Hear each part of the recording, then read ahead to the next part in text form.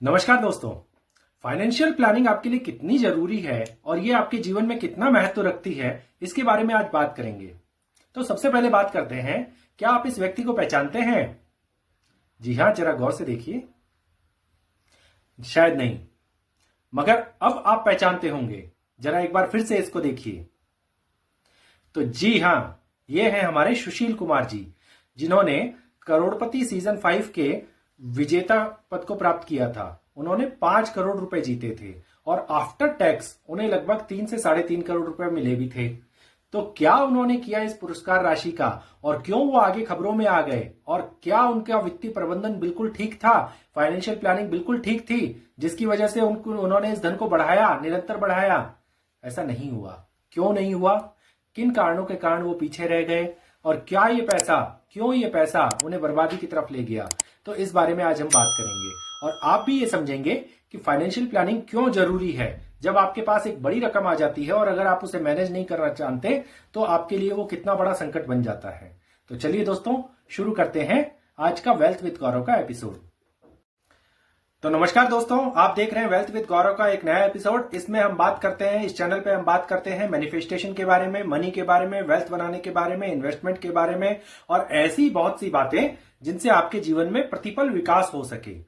तो दोस्तों, आज हम बात करेंगे केस स्टडी के बारे में, जिससे आपको फाइनेंशियल प्लानिंग और मनी मैनेजमेंट का अर्थ समझ में आ जाएगा।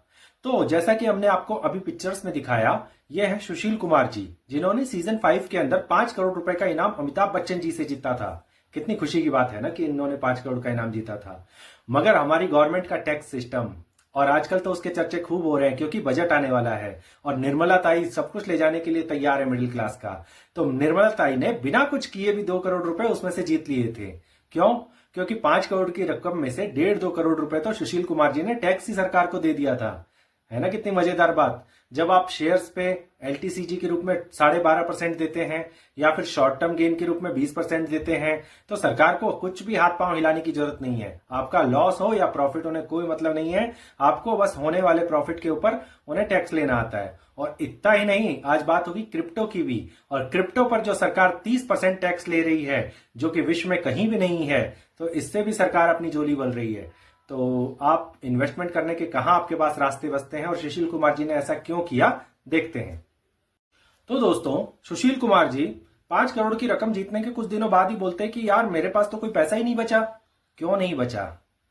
तो इस बारे में देखिए, हमेशा आदमी के पास 2 पथ होते हैं, 2 रास्ते होते हैं, चाहे उसके पास पैसा हो चाहे ना हो। जिसमें से पहला रास्ता होता है नया घर खरीदना, नए जूते खरीदना, और जूते भी आजकल 10-10 लाख 20-20 लाख के आ रहे हैं।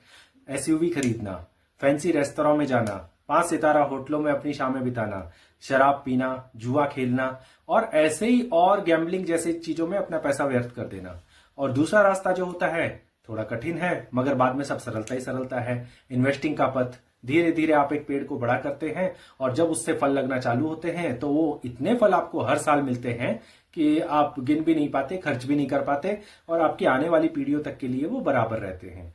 तो दोस्तों, सुशील कुमार जी ने कौन सा रास्ता चुना? आपने देखा ही होगा, खबरों के अंदर वो बहुत आ गए थे कि उन्होंने शराब पीनी चालू कर दी थी, उन्होंने कुछ पैसा अपने दोस्तों को उधार दे दिया जो कभी नहीं आया। इसके अलावा उन्होंने जो इन्वेस्टमेंट किए वो ऐसे फर्जी चीजों में किए जो कभी रिकवर ही नहीं हो सके। ग्रोथ तो छोड़िए, उनका मूलधन भी नहीं बचा। तो ऐसी चीजों से तो आप हमेशा ठगाई जाएंगे ना, कभी भी भविष्य में आगे नहीं बढ़ सकेंगे। और जब आपके पास पैसा आता है तो आपके पास ऐसे लोग प्रभावित करने वाले बहुत आ जाते हैं और आपके पैसे को ले उड़ते हैं। दोस्तों, दुनिया का एक बहुत बड़ा सत्य यह है कि जब आप बीमार पड़ते हैं तो पहले खुद से दवाई लेते हैं और जब स्थिति बिगड़ जाती है तब आप डॉक्टर के पास जाते हैं। इसी तरह से आप हर चीज के अंदर पहले प्रयोग करके देखते हैं और जब स्थिति आपके हाथ में नहीं रहती है तब आप डॉक्टर के पास जाते हैं। मगर क्या फाइनेंशियल में भी आप ऐसा ही करते हैं? जी हाँ, आप ऐसा ही करते हैं। जब आप अपना सब कुछ लूटा बैठते हैं तब उसके बाद आप फाइनेंशियल एडवाइजर की हेल्प लेते हैं, या फिर जो इस मामले में जिसके पास एजुकेशन है उसकी हेल्प लेते हैं कि भैया अब बताओ, अब मैं फंस गया। तो उस समय वो आदमी क्या कर सकता है, जब आप कर्जे के जाल में पहले ही फंस चुके हैं और अपना सब कुछ गंवा चुके हैं? वो आपको फिर से उस बबल को फोड़ करके नई शुरुआत करने के लिए कह सकता है। ऐसा ही सुशील कुमार जी के साथ हुआ। उन्होंने न तो कोई फाइनेंशियल एडवाइजर की सलाह ली और न ही किसी वित्तीय सलाहकार की बात को माना। उन्होंने अपनी बुद्धि लड़ाई, अपने इन्वेस्टमेंट किए, अपने तरीके से किए। तो अब हम देखते हैं कि दूसरा रास्ता क्या हो सकता था जिसपे कि अगर सुशील कुमार जी चलते तो वो इस धन को 2 गुना नहीं, पिछले 10 सालों के अंदर 3 से 4 गुना भी कर सकते थे और आय के ऐसे नियमित मतलब माध्यम तैयार कर सकते थे जिससे उनको आने वाले समय के अंदर इन्फ्लेशन का सामना भी न करना पड़े और एक निरंतर आय मिलती भी रहे और इनका इन्वेस्टमेंट भी दिन दूनी रात चौगुनी प्रगति करता रहे। तो क्या तो थे वो रास्ते, इसके बारे में हम बात करेंगे। तो दोस्तों, सुशील कुमार जी के लिए दूसरे रास्ते का पहला कदम यह होता कि वो 50 लाख रुपए किसी इक्विटी म्यूचुअल फंड के अंदर डालते जो उन्हें कम से कम 12% का रिटर्न तो देता ही, और अगले 5 साल के अंदर ये रकम बढ़कर के 12% के हिसाब से हो जाती 88 लाख रुपीज, 88 लाख रुपए। क्या ये अच्छा नहीं होता? इसके अलावा दूसरा, वो सेफ्टी को अपना करके एक 75 लाख रुपए का फिक्स डिपॉजिट शुरू कर सकते थे। इससे क्या होता कि उनकी पूंजी की सुरक्षा तो हो ही जाती और स्थिर आय का दूसरा स्रोत भी एक पैदा हो जाता। 6.5% की ब्याज दर या 7% की ब्याज दर से उन्हें 40,000 रुपए हर महीने रिटर्न मिलने लग जाता। क्या एक आय का स्रोत नहीं बन जाता? और उधर उनकी जो पूंजी है उसकी सेफ्टी भी निर्धारित हो जाती। तीसरा कदम वो कर सकते थे कि 1 करोड़ रुपए के अंदर वो 50-50 लाख रुपए की 2 कॉमर्शियल दुकानें या प्लॉट लेकर के उनको भाड़े पे लगाते थे। तो इससे क्या हो जाता कि एक तो कैपिटल एप्रिसिएशन हो जाता और जब उन्होंने 50-50 लाख की दुकानें जो लगाई हैं उनसे उन्हें जो भाड़ा मिलेगा तो वो भी एक उनकी नियमित आय का साधन बन जाएगा। मान लीजिए कि वो 40,000 या 50,000 ही है तो भी वो बहुत बड़ी रकम हो जाती और समय के साथ उसमें धीरे धीरे बदलाव आता ही रहता और इनकी इन्वेस्टमेंट जो की गई है भूमि के ऊपर, कॉमर्शियल प्लाट के ऊपर, उसकी रकम भी 10 से 11% से आराम से बढ़ती जाती है। तो ये भी एक अच्छा तरीका हो सकता था। दोस्तों, इसके अलावा सुशील कुमार जी 5 सालों के लिए निफ्टी 50 इंडेक्स के शीर्ष 10 शेयरों के अंदर यानी कि देश की 10 बड़ी कंपनियों के अंदर अपने 20 लाख रुपए प्रत्येक में 2-2 लाख रुपए का निवेश कर सकते थे। इससे उन्हें निरंतर डिविडेंड की आय मिलती रहती प्लस उनका कैपिटल एप्रिसिएशन होता रहता। दोस्तों, 10 बड़ी कंपनियां जो हैं वो इतनी जल्दी से हिलने वाली नहीं है, इतनी जल्दी डाउन जाने वाली नहीं है। उनमें गिरावट होती है तो कम होती है और जबकि जब तेजी आती है तो बहुत जल्दी वो तेजी की रफ्तार पकड़ती है। तो अगले 5 सालों के अंदर उनका ये 20 लाख रुपए का निवेश भी 12% की उससे 35 लाख रुपए का आराम से बन सकता था और इसके साथ डिविडेंड की आय जो होती वो तो ऊपर से है ही। इसके अलावा सुशील कुमार जी कुछ पैसा सोने में भी निवेश कर सकते थे। 20 लाख रुपए का अगर वे भौतिक सोना खरीद लेते या एसजीबी खरीद लेते, सॉवरेन गोल्ड बॉन्ड, तो भी उन्हें उसकी कीमतें बढ़ती हुई दिखाई देती है। सोना आजकल एक पिछले 2-3 सालों से बहुत वृद्धि दर दे रहा है और 10 से 11% का रिटर्न तो आमतौर पर इससे सीएजीआर के रूप में कैलकुलेट किया ही जाता है पिछले 10 वर्षों का अगर आप अनुमानित रिटर्न देखें तो ये भी एक बहुत अच्छा विकल्प हो सकता है कि सुशील कुमार जी इसमें भी निवेश कर सकते थे।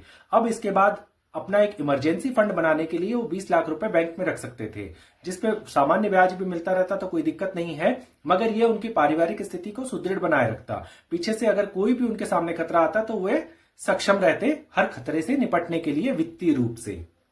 अब दोस्तों, इसके अलावा जो 2 कदम सुशील कुमार जी और उठा सकते हैं उसके अंदर है कि उनको एक अच्छा हेल्थ इंश्योरेंस लेना चाहिए अपने और अपने परिवार के लिए, जो कि किसी भी संकट के समय उनकी मदद करेगा, क्योंकि एक्सीडेंट वगैरह कोई भी बड़ी बीमारी बताकर नहीं आते। तो ये एक बहुत ही जरूरी चीज हो जाती है। और दूसरी बात, उन्हें एक टर्म इंश्योरेंस जरूर से लेना चाहिए अपने लिए। तो ये भी एक बहुत अच्छा साधन हो जा सकता है कि जब उनकी आय ज्यादा है तो उन्हें 2 करोड़ तक का टर्म इंश्योरेंस भी आराम से एक मतलब 20 से 30 हजार रुपए की सालाना उसके ऊपर ही प्रीमियम के ऊपर मिल जाता। तो इस तरह से सुशील कुमार जी अपने तरफ वित्तीय साधनों का, जो वित्तीय मैनेजमेंट का ऐसा प्लान कर लेते तो इससे उनकी दिन दूनी रात चौगनी होना तो स्वाभाविक ही था। लाभांश के रूप में, किराए के रूप में और इसके अलावा अन्य साधनों से, ब्याज के रूप में और भी अन्य साधनों से उनकी नियमित आय के स्रोत बनते जा रहे थे। उनका किया हुआ इन्वेस्टमेंट दिन दूनी रात चौगनी प्रगति कर रहा था। 5वें साल तक तो वो देखिए कि कितना % तक बढ़ चुका है और 6ठे साल में उसका दुगना होना स्वाभाविक ही है। तो इस तरह से कभी गोल्ड चलता तो कभी जमीन के उसमें भाव में वृद्धि होती तो कभी शेयर मार्केट से उसको फायदा होता और इस तरह से वो उनको आराम से देखने की भी जरूरत नहीं थी। जो निफ्टी के शेयर्स हैं वो अपने आप, वो अगर कोई कंपनी गिरावट होती है तो बाद में चेंज कर सकते थे या इंडेक्स फंड में इन्वेस्टमेंट करके भी वो 13 से 14% का रिटर्न आराम से कमा सकते थे और एक अच्छा जीवन जी सकते थे। मगर क्या ऐसा हुआ? तो इसके लिए जरूरत है फाइनेंशियल एजुकेशन की। जरा गौर कीजिए यार, आज की जैन जी के तो कान पक गए हैं। आज से 10 साल पहले अगर आपने भी 100 रुपए के बिटकॉइन ले लिए होते तो आज हम भी करोड़ों अरबों में खेल रहे होते। और नहीं तो सोलाना में कुछ लगा दिया होता तो उसकी भी कीमत आज कितनी होती। इथेरियम भी अब डेली बढ़ता जा रहा है। तो आखिर ये क्रिप्टो में निवेश करें या ना करें। और अब उनके माँ बाप सोच रहे हैं यार अपने पीढ़ी का तो ये मतलब बस का तो शेयर मार्केट ही नहीं था, और अब ये क्रिप्टो नाम की नए बला और आ गई, और अब ये हमारे लड़के लड़कियां अब कहते हैं कि इसमें निवेश करो। करें कि न करें। अब देश की सरकार जो है उस पर 30% टैक्स तो लगा रही है, मगर उसके अंदर निवेश को बढ़ावा नहीं दे रही है, उसको अभी तक अपनाया नहीं है। तो अब लोगों के मन में यही सवाल आ रहा है कि क्या करें। और उधर हमारे जो बड़े भैया हैं ट्रंप, उन्होंने राष्ट्रपति बनने से पहले ही अपना ट्रंप कॉइन लॉन्च कर दिया, जिसमें लोग कह रहे हैं कि अगर 10,000 रुपए लगाए होते तो वो 28 लाख रुपए हो जाते। पर क्या किसी को पता था कि वो हो जाएंगे। और उनकी पत्नी मेलेनिया ट्रंप जो भाभी जी हैं अपनी, उन्होंने भी अपने नाम से ट्रंप अपना एक मेलेनिया कॉइन जो मेमे कॉइन है वो लॉन्च कर दिया है। तो वो भी ऐसे ही है। तो अब बताइए अब क्या करें। अब हमारे जो देश के मोटा भाई हैं यानी कि अंबानी भाई साहब, उन्होंने भी अपना एक जियो कॉइन लॉन्च कर दिया है। तो ये धीरे धीरे खबरें आ रही हैं कि वो जियो कॉइन लॉन्च कर रहे हैं। और अभी किस तरह से आप इसको कमा सकते हैं, किस तरह से इसके ऊपर आप रिसर्च कर सकते हैं, आगे किस तरह से इसकी खबरें आएंगी, इसके बारे में इस एपिसोड में बात करेंगे। तो दोस्तों हमारे मोटा भाई ने भी आप हाथ डाल दिया है क्रिप्टो की दुनिया में, और उन्होंने लॉन्च किया है जियो कॉइन। अभी तक जो इनके वेबसाइट से सूचना आ रही है वो ये है कि आप जियो सफायर ब्राउजर का उपयोग करके इस जियो कॉइन को अर्न कर सकते हैं। अभी तक इसको क्रिप्टो की दुनिया में मतलब ऑफिशियली लॉन्च नहीं किया गया है, और संभावना है कि ये आधे डॉलर के आसपास लॉन्च हो सकता है, मतलब 43 रुपीज के आसपास, 45 रुपीज के आसपास। तो अब जियो सफायर ब्राउजर का आप उपयोग जैसे जैसे करेंगे, इसके अंदर साइन इन का ऑप्शन दिया गया है जिसके बारे में हम यहाँ आपको बता रहे हैं, तो वैसे वैसे करके आप अनेक जियो कॉइन कमा सकते हैं। और जैसा कि आप स्क्रीनशॉट में देख ही सकते हैं कि अभी तक मैंने 2 से ज्यादा जियो कॉइन कमा लिए हैं, और ये बता रहा है कि आगे भी आप जैसे यूज करते रहेंगे तो अभी ये आपको और जियो कॉइन मिलने की संभावना है।